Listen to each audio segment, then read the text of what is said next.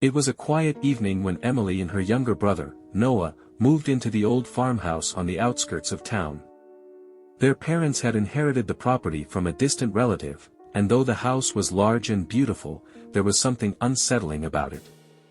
The thick woods that surrounded it seemed to whisper at night, and the house itself creaked as if it were alive. The first few nights were peaceful, but soon, Emily started to hear strange noises, soft whispers that echoed through the halls.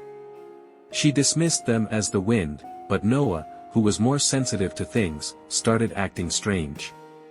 He claimed that there were shadows in the corners of the house, always watching them.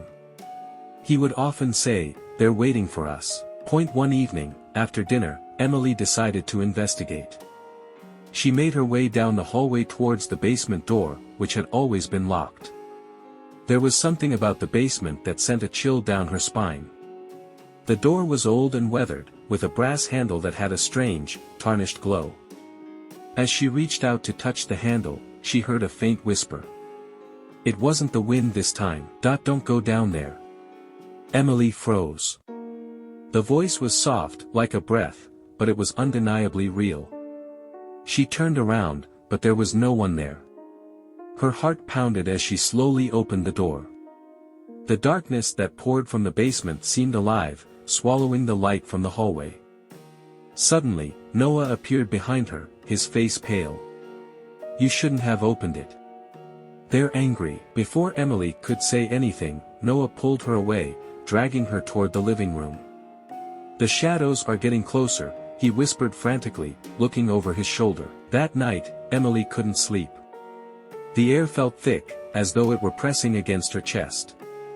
She could hear faint scratching sounds coming from the walls, and sometimes, she thought she heard footsteps pacing in the halls.